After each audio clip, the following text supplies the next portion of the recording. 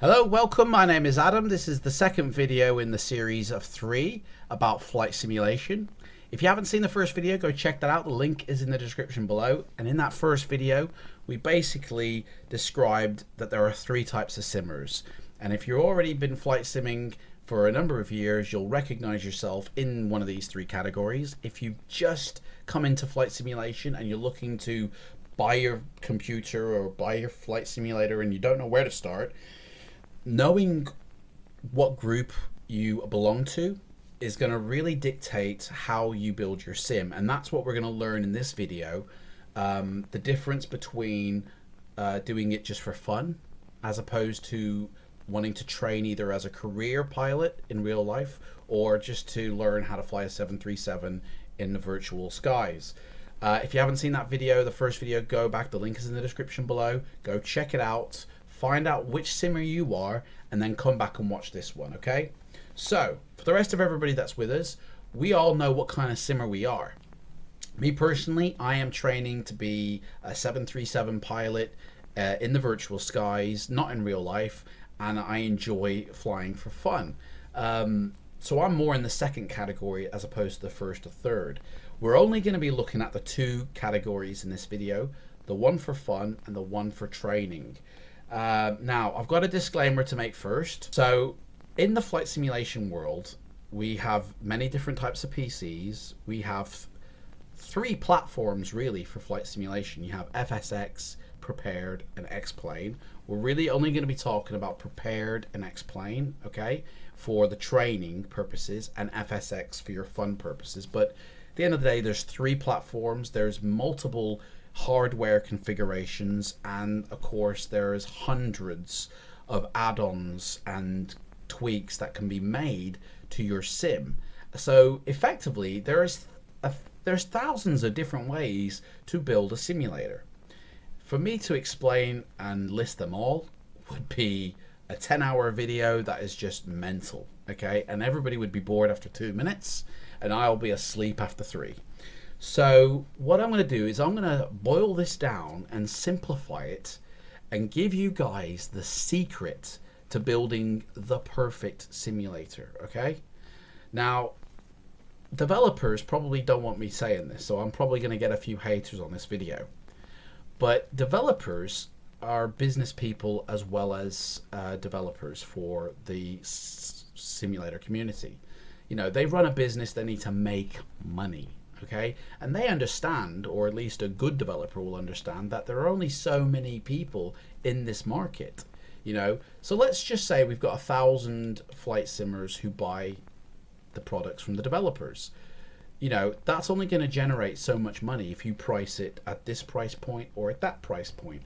And developers want to maximize their profits, so they'll always put out multiple products. Okay.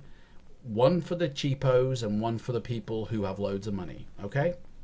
Same with computers. You'll always find the computers at like 3 different heights of specification. You'll have the low-end machines, the middle machines, and the high-end machines. And it's really to cater for different budgets. If you don't have a lot of spare cash, you'll go for the low-end machine. If you save your money and you moderately have a bit of extra cash, you'll go for the middle end. And the majority of people will have a mid-range computer.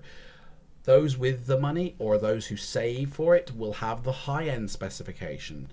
And that's just good business practice. Now, the secret in flight simulation is, and this is one that we're going to apply to simplify everything down as to which computer do I buy, which graphics card do I need, you know, what's the best setup for flight sim needs. Well, guess what, guys?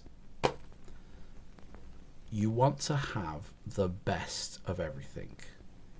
You want to have the best computer, the best software, and that will give you the least amount of problems. You won't have to replace things when they break after 2 months. You won't have to reinstall stuff because now suddenly it's an update and it's wrecked your system. If you get the best PC and the best components inside that PC, you will be able to power your simulator and all your add-ons you want with not a problem in sight. So that just boils down, you know, out of like the 30 different graphics cards that are available, which one do I buy? Well, you buy the best one that's available, you know. Now, everyone's screaming, well, I got a second, mate, I haven't got the money. You know, I understand we all have different pay packets, wages, or we all get different incomes, however you want to say it.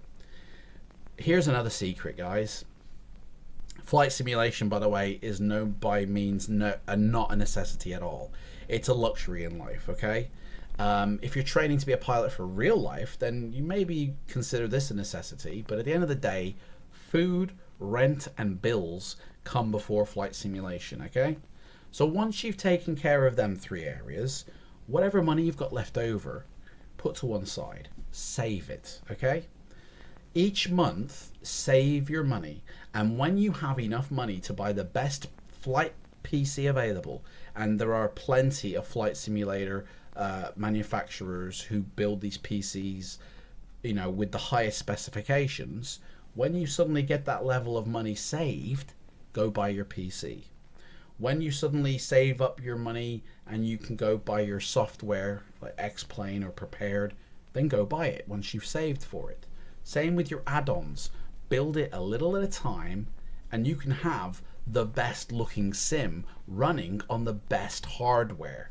And that's really what you do need to have for the flight simulator community, is you need to be running the best computer that has been made. So that being said, that disclaimer out the way now, let's go through the 2 different setups that are available to you. So we've got Mac and we've got Jack. Okay, now Jack is not a serious flight simmer. He's doing it for fun. He's doing it just on the weekends with his mates online. He doesn't need a lot of things that Mac is going to need. Okay, so Jack can literally spend $300 to $400 or pounds and get what he needs and have a flight simulator up and running and enjoy it. Mac, on the other hand, he is training to be a pilot in real life. He also enjoys just doing it anyway, and he wants to get a real full-on cockpit going. He's not sure if he wants it on the desktop or if he wants to build a full-on cockpit. He definitely knows he wants one or the other, but he's definitely having a career in aviation as well. So let's look at Jack first, okay? If you're just doing this part-time, if you're not serious about this, if you just want to see what it's like, FSX is your best bet to go, is the best simulator to get. It's an older program, okay? It has its limitations, but it is good enough to run and cheap enough to buy that it will do the job. Plus, it also gives you the option to put in add-ons if you really wish. You'll find loads of videos for support because it's been out for over 10 years. It's almost 15 years old, this software. So there is so much support going for it that it is a really good purchase. You can go purchase off Steam for like $20 or $30 or pounds. And because it's so old, you can literally go buy a laptop from the shop right now or a PC, and it be your already, your already put together PC or laptop, and it will run it successfully. So if you have a computer at home and you have these 3 specifications for your PC, then you can already install it straight onto your existing PC and run it successfully. Okay? FSX is a 32-bit system, so it's only ever going to use 4 gig of RAM, random access memory. Okay? It's only ever going to use 4 gig. So as long as you've got 8 gig installed onto your computer, you will successfully run the software and any additional things you're using, like a weather engine or flight plan application or Project Fly maybe. 8 gig of memory is your first quota, okay, to meet. Second quota is your video card, your graphics card, whatever you want to call it. FSX recommends 1 gig, okay? So let's double that to 2 gig. 2 gig graphics card will successfully run FSX. You could even go as far as having 4 gig graphics card, and that will successfully run your simulator. The third thing that is required is your CPU and processor must be a minimum of 3 gigahertz. A processor is your power behind your sim. 3 gigahertz is the base minimal, and the best type of CPU is the Intel series. If you get an i-series multi-core CPU, as long as it's 3 gigahertz, you're laughing. Your graphics card, I highly recommend getting an NVIDIA, however you want to say it. Get one of them graphics cards, and if you can get Inspector with it, which is free, you just download it from the web, you can tweak your system to fully take advantage of FSX, okay? Your memory runs at different speeds. The faster speed your memory, the quicker and more things you'll be able to run. Okay, so as long as your computer matches them 3 specs, 8 gig of memory, at least 2 gig on your graphics card, and a 3 gigahertz processor, you can run FSX, which means, I mean, a laptop can meet that. You know, you go buy a laptop from a shop right now, you can be using FSX downloaded from Steam, or if you go buy a PC straight out the shop. It doesn't need to be a wham bam thank you ma'am. It just needs to have them 3 specs. So that's your software, that's your hardware, but what controller do you use? Well, if you're in it just for part-time fun, little bit of fun, you can use a joystick controller. And a joystick controller has a swivel movement to be able to use like rudder pedals, and most joysticks also have a throttle system of some kind attached to it, which means you're good to go. Your joystick, your software, and your computer you can get for less than $400 or pounds, and you're flying straight away. And that's highly recommended. Okay, they're your options if you're in it for just for fun. Okay, if you decided that you're a fun simmer, you don't need to be buying the latest and greatest of everything. You don't even need to put in any add-ons for your sim. There's a separate video I highly recommend you watching. It's called Orbex versus Mega Scenery.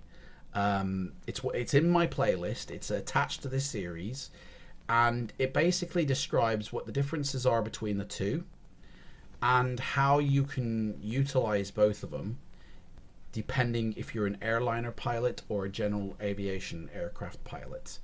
It can be used for FSX, Prepared, or X-Plane. Go watch that video and it'll help you decide if you need to buy add-ons into your sim or if you can use the default textures in FSX, okay? So that's the fun group of people, okay? Very easy setup. Go buy a laptop, go buy a PC, get a joystick, get FSX on Steam, and that's it, you're done. Boom. Now, if you're training in real life, if you're in that group of people, or if you're training to learn how to fly a 737 virtually, you're in a different category, and it's a different kettle of fish. And it doesn't really matter computer-wise if you're going to be building a full home cockpit or if you're going to be building just a desktop simulator like I've got. Your computer should be the same, okay? So, we're going to take the software first, Prepared or X-Plane. Okay, don't even worry about FSX, it's not what you need. Prepared or X-Plane are generally regarded as the same, but both have small differences that have one over on each other and kind of make each other level at the same time. X-Plane has better aircraft flight dynamics, the airplanes handle more realistically, and the whole software is streamlined for better performance anyway. Visually, the graphics, for me, I think look the same as they do in Prepared, but performance and plane handling is better, and night lighting is better in X-Plane. There is less support for it from developers, although that is gaining momentum and getting better all the time. And it's not been going as long as what Prepared has. And I know people are telling me, no, that's not correct. X-Plane has been going longer than Prepared. And you're right. But remember, Prepared came from FSX. And FSX predates X-Plane. Prepared is an evolved simulator from FSX, so it has structurally been going longer than X-Plane. So there is more support for X-Plane, for Prepared. There is more developers actively making stuff for Prepared. So the community, I think, on whole, uses Prepared more, which means you'll find more help videos if something goes wrong. It's really up to you which simulator you use, because for me, I just feel they're both one and the same. And they're both going to go strong in the future. So it really doesn't matter which one you get. I use Prepared personally, so from here on out, we're talking about Prepared, okay? But they both handle the simulator the same, okay? You install add-ons, you know, to enhance your immersion. And that's one thing that you really need to think about. What kind of immersion are you going for? Do you want a full-on immersion, you know, cockpit where you could literally train to be like a Boeing or Airbus pilot? Or do you want just, I want to get into a simulator and have a flight, but I want it to be good, you know, because that's really going to now dictate, you know, how you buy your controllers, which controllers and add-ons you're going to buy. And again, refer back to that video, Orbex versus Mega Scenery. That's really going to tell you what add-ons you need to buy versus what aircraft you're going to be flying. But okay, getting back to the computer. I think what the best thing to do is, let's go through the components in the computer that are required to run a flight simulator, or ones that you need to sort of be on the lookout for when you're looking at the specs of a computer. Your computer, again, like I said before, there are many different configurations, hundreds if not thousands of different PCs and ways that you can have your PC set out. There are dozens of graphics cards, dozens of different types of memory, dozens of motherboards and CPUs available, but you want the best ones that are available for flight simulation.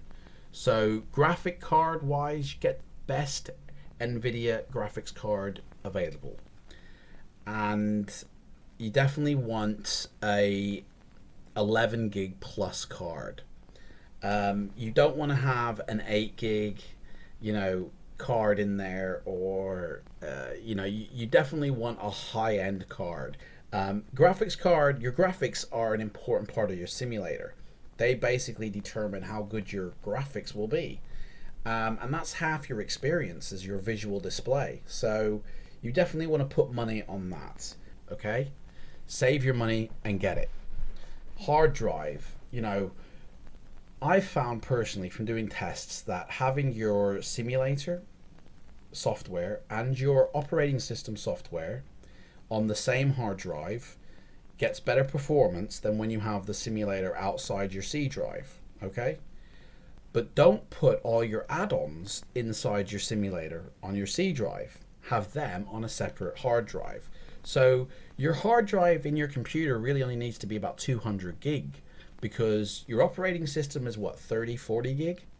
And the simulator package is only about 25 gig in itself. So you only really need like 150 gig, but you want to allow for future updates on both the software and the operating system. So 200 gig will make sure you have enough space for the future. Then you have another, and you want a solid state drive, sorry, an SSD drive, which is what most PCs have already installed. But what you want is a second solid state drive, okay, installed. And you want to put all your airplanes, all your scenery, all your utilities, every external thing on that hard drive, and you can link it across, and you can even fake your simulator to think that everything is installed on your C drive, but it's actually installed on another drive. What you'll find is you'll get better performance that way. You'll find that by having everything else installed into another folder, your frames and your performance is a lot smoother, because if you have it installed all on your C drive, it needs permission to access this drive. So your computer will, or your softwares will be constantly asking the computer for permission to access the C drive every time it needs to. So if you've got your weather system installed on your C drive, or your airplane installed on your C drive, or your sceneries installed on your C drive, every time you access it, every time the weather changes, every time you even change camera position, or every time you go into it, fly into a different scenery, it's going to ask your C drive for permission to access that on the drive, which means that's taking performance away from your computer, meaning your performance in the simulator is going to be a lot slower. Have everything on another drive. Not only can you maintain that hard drive better than if it was on a C drive, but you're not going to get them permissions asked all the time, which means performance on your simulator is maximized, okay? Plus, which we'll get into the next video about keeping sort of on top of the cleaning of your computer and your simulator, is much easier if everything's installed on the other drive. So that's your hard drive. Next thing is your motherboard. Again, get the best motherboard available. If you know what you're doing, then you know what needs to be installed, and just go and get the best of everything and install it.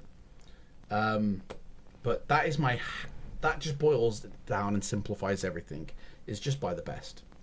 If you really don't know what you're doing, go Google a flight simulator computer manufacturer and get them to make you one. I mean, that's the easiest way, but get the best one that's available on their website. Don't get the cheapest, don't get the mid-range, get the best. Find out how much it's going to cost you, save that money up, and go and buy that PC. But this is a very important purchase that you're about to make. Your PC is the heart of your simulator. If you get a dodgy heart, you ain't gonna last but 5 minutes, mate. Your simulator will die on you very quickly. If you get a decent ticker, you're gonna go forever, mate. All right, so please save your money and purchase a very high-end computer. Okay, it really is gonna make or break your experience. Okay, there's probably about 5 to 7 main components of a computer. Your CPU is kind of like the brain of the computer, and if you've got a very slow, immature brain, then you're not going to be able to do all these complex calculations that a flight simulator is capable of very fast. It's going to take time, which means your performance in your simulator is going to be very poor. So you want to get a CPU that is good.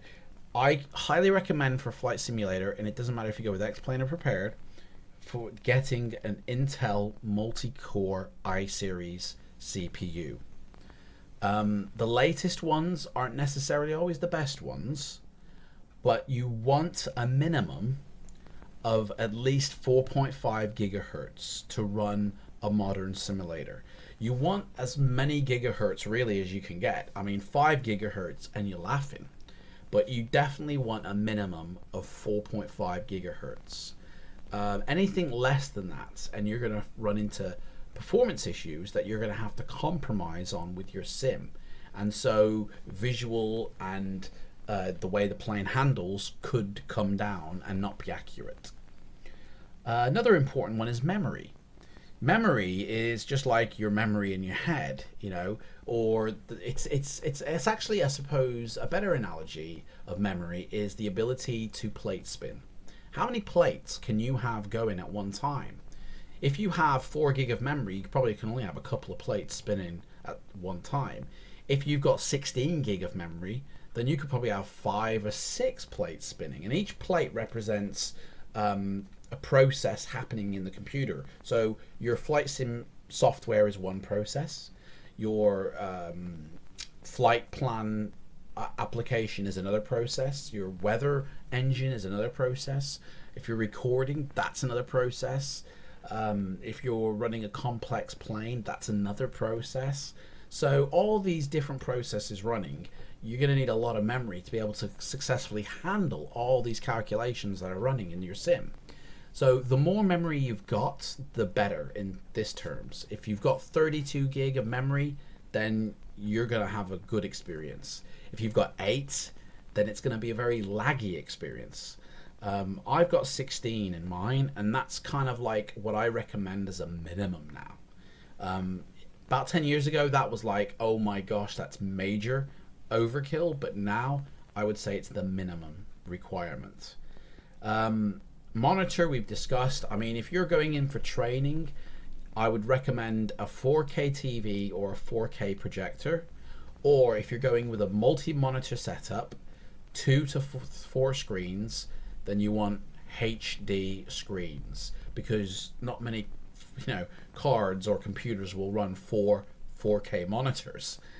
You will need to downgrade the graphics to HD, unfortunately. But one computer screen, if you've got a really big telly, is good enough even for a home cockpit build. You just won't get that wraparound effect. But if you have 2 screens or 3 screens, you can have a wraparound effect and a full immersive experience. And I think that's another thing to think about. How much immersion do you want to have? Kind of going back to the, are you a GA pilot or are you an airliner pilot? The more immersion you get, the higher the cost it generally will be. The more complicated your sim will become. The more powerful your PC needs to be. The less immersion, it gets a bit cheaper. Things don't cost as much, and you can have a more basic setup.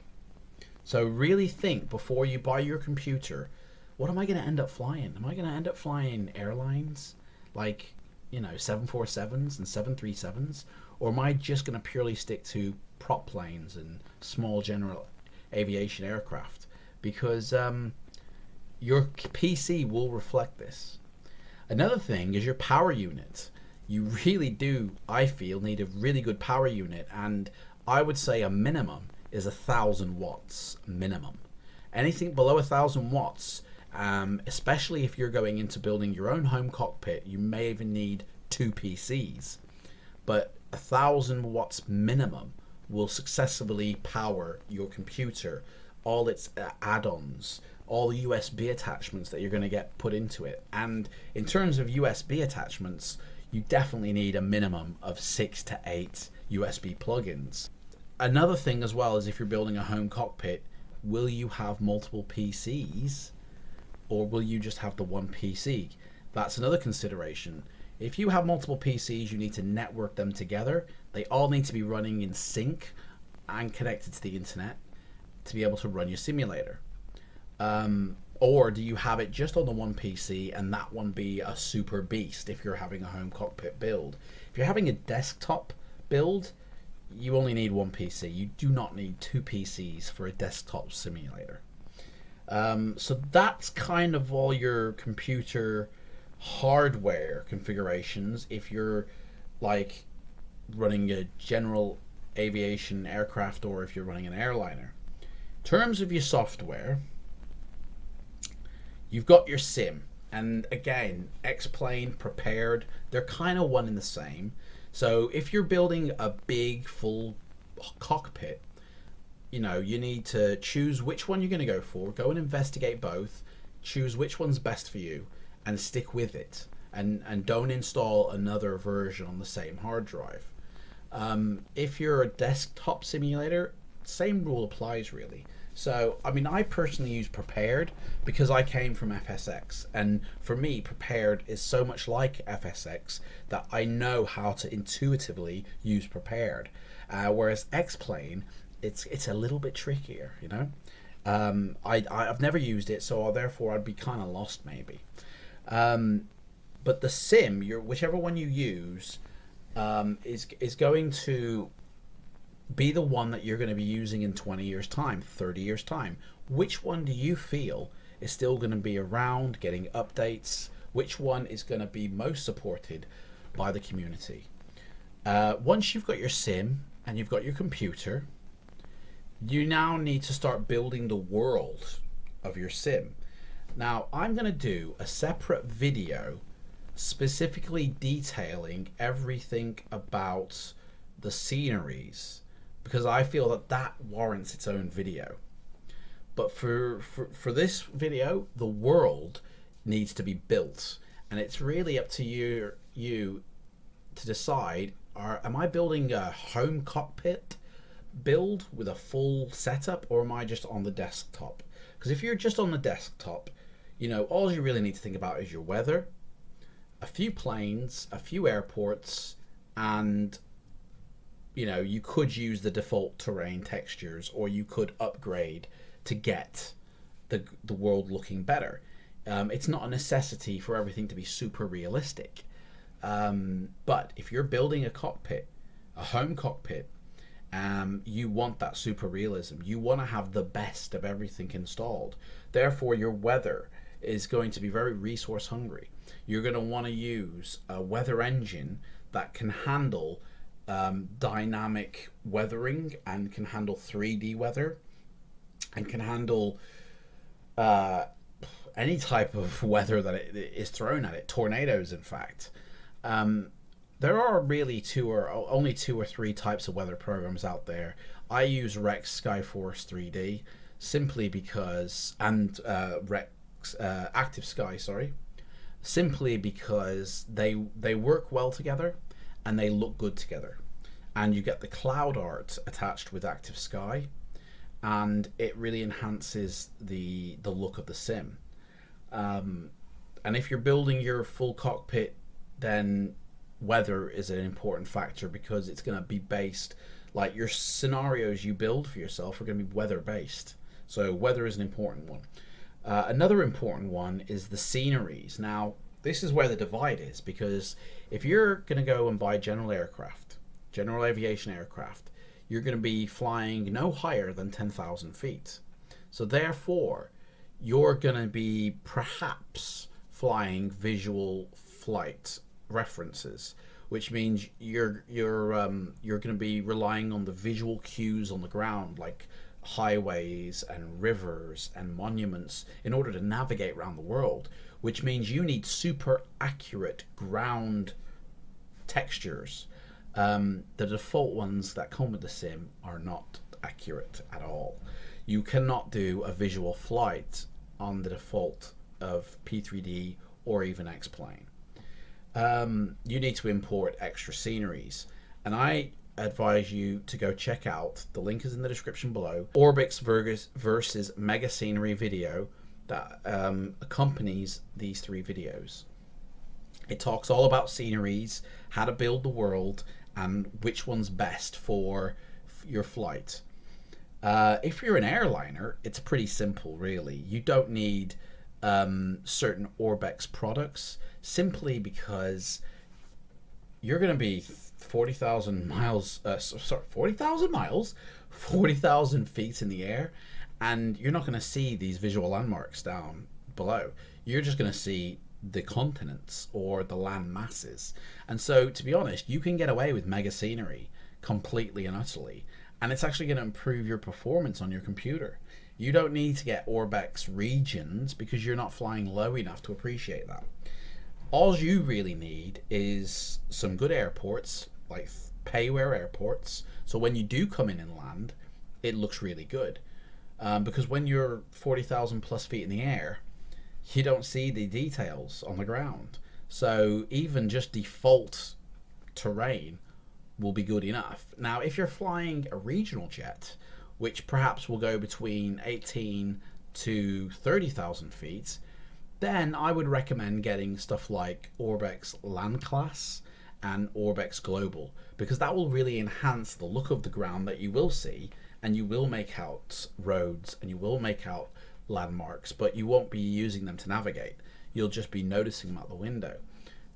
You can also buy mega scenery as well, and still it look cool when you come down to land, and it still look realistic when you come down to land if you've got payware airports installed. Which brings me on to the airports. The default airports that come with these sims are very basic and very generic, very not detailed at all. You definitely will need to upgrade your airports in your sim. There are some add-ons that you can put in that will just upgrade them all into like high definition textures, because the textures that come with the sim are not high definition, they are standard definition. And you can get ones that basically will put in 4K textures as well. You can also buy payware airports that really enhance not just the airport itself, but the runways and the surrounding countryside. And if you're a airliner pilot, they are the airports you want to be buying, because as you come into land, that's where you'll start to see the difference only. You're not going to see, if you're flying across America at 40,000 feet, you're not going to see the ground below really, because the cloud layer will be too thick. But when you come into land and you get lower, that's when you start to see everything. Another thing you need to think of in terms of software is there are so many things in a simulator that you can buy as an add-on. So you can buy flight plans, you can buy EFP bags, which is electronic flight bag. You can buy pretty much every little device or every little helping tool that you can find in an airline. You can buy as a tool for simulation in the simulator. It doesn't necessarily mean you need them all. You know, only get what you're actually going to use. You know, don't get it because you just want to see what it's like. Know what you're going to buy first and go and buy it. And safe in the knowledge that you're going to use it. You know, if you just go buy something and go, I'm just going to see what this is like, and then you don't use it, well, that's like $40, $50 or a quid wasted when you could have bought a plane that you really wanted with that. Okay? There are so many extras. So all I'm saying for that is just pick and choose your extras carefully and only get ones that are required for your experience. You know if you are a general aviator aircraft pilot or if you are an airliner pilot before you even buy your computer and before you install your software. And this next part where we're looking at the controllers is really going to help you decide which of these two categories you fit into. So you're either going to be building your own massive cockpit, home build, full scale, or you're going to be on a desktop. If you're on a desktop, you know, your computer is still going to be a very good one, but you can either get away with a basic joystick or you can have a yoke and rudder pedal system. You can even buy various configurations of throttles if you wanted to as well, but you don't really have to, because on your yoke, if you get a good one, it will have a throttling. You can map throttle to the buttons or the sliders on your yoke. But at a basic level, you can just have a joystick that has the yoke twist ability on the joystick and will have a throttle system itself. If you're building a massive home cockpit, that joystick is a joke. You will not be buying that. You will be wanting a proper, you'll even be having panels put in. You'll have autopilot panels, navigation, radio panels. You'll have the TFT displays for the glass cockpit. You'll have the overhead, and you'll have so many dials and switches you won't know what to do with yourself, really. But if you're just building a desktop simulator because you're serious about wanting to learn to fly a plane, but you don't really want to, you know, build a massive cockpit, you can just use a joystick. But majority of you will use a yoke. I myself use the GoFlight Pro yoke. It's a 737 yoke, and it feels heavy, and it feels quality, and it feels good. But it's right for me, but it may not be right for you. Do what's right for you. One thing now, because I know everyone is screaming, well, which ones do I buy? Okay, here we go. You always want to buy the best that you can. You never want to compromise by getting a rubbish CPU or a rubbish graphics card or rubbish memory. You want the best you can get. If you can't afford to buy it outright, save up for it and then buy it. But do not skimp on your computer. Your computer is the body, is the heart of your simulator. And if you've got a dodgy heart, your simulator experience will be very limited. If you've got a beast of a computer and it's gonna, you know, run till the end of time, your flight experience, your flight simulator experience is going to be long-lived and magical. So save up, get it one piece at a time, and then, you know, go and get it or put it together then. Don't just go, right, I've got 300 quid, what's the best processor for 300 quid I can get? Because that's where now you're compromising your flight simulator. Okay, so do your investigation and find out what is the best, highest quality processor, graphics card, memory, hard drive, motherboard, computer completely built for you by a flight simulator specialist. What's the best one available? Buy that one. Okay, because anything less than that and you're compromising yourself. Okay, don't buy cheap because it'll break in a few years time and you'll have to buy a new one anyway. So you might as well just go for broke now. Okay, same with the software. Buy one software and stick with it, either X-Plane or Prepared. I myself use Prepared and it's fully supported by the community and developers. There are plenty of add-ons for it, but then there are plenty of add-ons for X-Plane as well, and it's getting more popular by developers and it's becoming more supported as the time goes on. But that's your call. There is not one better more than another. They're both kind of the same on average. Okay, so software, you got your sim, and then you're going to build your world, which again, check out that other video on how to build that world. You've got your weather, and then you've got your planes. Now, planes is this is the driving factor behind your entire buying process. If you're going to be an airline pilot, okay, then you don't need to be buying prop planes and you don't need them installed. You just put in your airline planes, which means your computer is going to be of a beast. Your cockpit control system is most likely going to be a full cockpit setup, although it could be just a desktop one as well. But you're going to need to, or you're going to want to buy at least a yoke that you can utilize, because that's going to make it more immersive for you. You're going to be able to fly that realistically. You can even get a joystick and stick with Airbus planes because they use the joystick flyby technology. So you can just get a joystick and not even need a yoke. If you're going to fly Boeing like myself, I've got a yoke. I've got the throttle system in place and I can easily replace the handles to reflect a Boeing aircraft if I wanted to. And I've got the rudder pedals. So which plane are you going to be flying? Then you get your control system adapted for that, really. I fly a bit of both, so that's why I've got the yoke. So without further ado, I think we're going to call it time on this video.